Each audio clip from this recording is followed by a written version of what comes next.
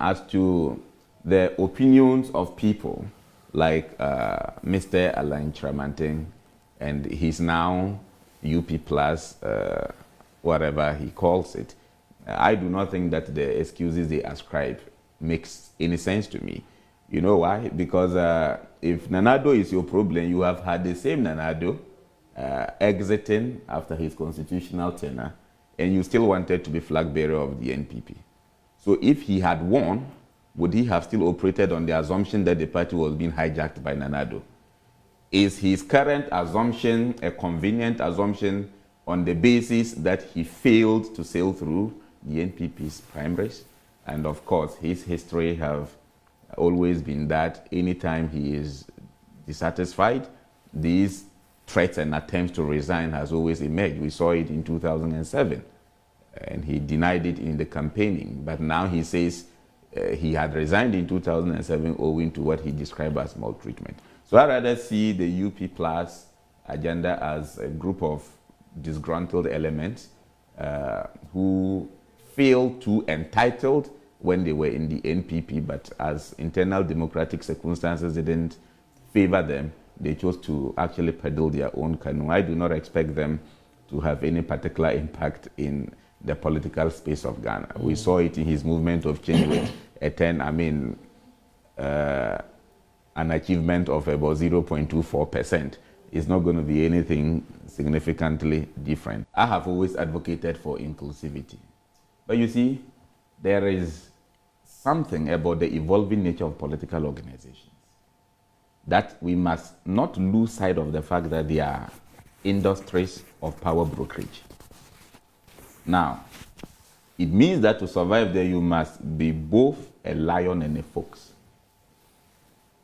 People who become despondent and acrimonious for no significant justifiable cause, but rather on grounds of emotions, you don't give them room to operate.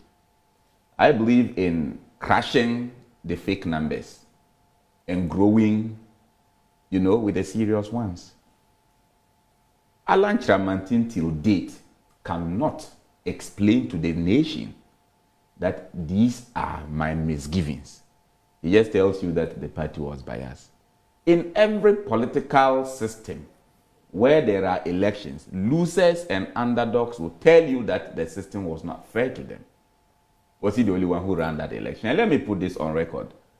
Okay, I was more of a supporter of Alan Tramantin than for Bawumia ahead of that primaries. Everybody knows my open stance against the happenings under the Akufo-Addo administration, especially in our second term. And I am telling you on national television that Mr. Tramantin have the right of association. And he can choose when to belong to the party and when to exit. It is sad he did. Like I said, it doesn't augur well for him. But I think that the circumstances that occasioned him were not justifiable. They were not at all. Ahead of the Special Electoral College, I was with him. Ahead of the Special Electoral College, I had the privilege of attending a number of meetings with him. There was nothing wrong with the album. Nobody stopped you from filing at all. Nobody stopped you whatsoever from going to the delegates to campaign. So what is it?